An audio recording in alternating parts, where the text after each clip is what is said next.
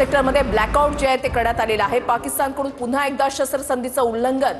नापाक इरादे पाकिस्तानचे पुन्हा एकदा 5 वाजता युद्धबंदी जाहीर झाली आणि अवघ्या 3.5 तासामध्येच युद्धबंदीचं युद्धविरामानंतर सुद्धा आता पाकिस्तानकडून शस्त्रसंधीचं उल्लंघन केलं जात आहे। जम्मूच्या सांबा सेक्टरमध्ये गोळीबाराचे आवाज जे आहेत ते ऐकू येत आहेत। पुन्हा एकदा शस्त्रसंधीचं उल्लंघन पाकिस्तानकडून झालेलं आहे। बारामुल्ला सेक्टरमध्ये ब्लॅकआउट जे आहे ते करण्यात आलेलं आहे। अजूनही तणाव जो आहे तो निवळलेला नाही।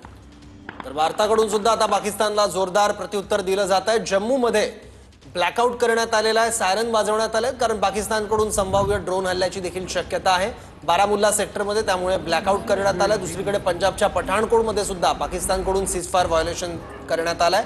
गोळीबार सुरू आहे पाकिस्तानच्या सीमेच्या दिशेनं आणि बारामुल्ला सेक्टरमध्ये ब्लॅकआउट करण्यात आलाय। पाकिस्तानकडून 4 तासातच शस्त्रसंधीचं उल्लंघन करण्यात आलं। केंद्राने बीएसएफला पाकला प्रत्युत्तर देण्यास पूर्णपणे मुभा दिल्याची सूत्रांची माहिती आहे। महत्त्वाची बातमी आपण पाहताय, आपलं भारतीय लष्कर, आपलं भारतीय सैन्य हे प्रत्येक वेळेला अलर्ट आहे आणि प्रत्येक हल्ल्याला चोख उत्तर देण्यासाठी सज्ज असल्याचं आज कर्नल सोफिया कुरेशी यांनी पत्रकार परिषदेमध्ये सांगितलेलं होतं। पाकिस्तानचे नापाक इरादे आपण कशा पद्धतीने नेस्तनाबूत केले, आपण पाकिस्तानचं किती नुकसान केलेलं आहे।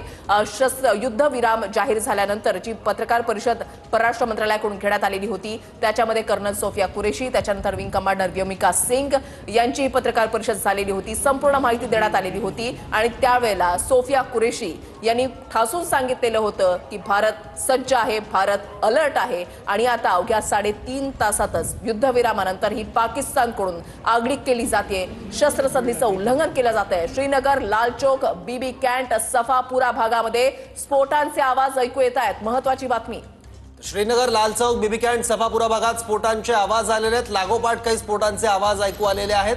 पाकिस्तानकडून यात तोफा डागल्या जात आहेत की काय, असा देखील एक प्रश्न यामुळे उपस्थित होतोय, पण त्याबद्दल अजून कुठलीही निश्चित माहिती नाही आहे। पण सध्या फक्त तोफांचे आवाज येत आहेत।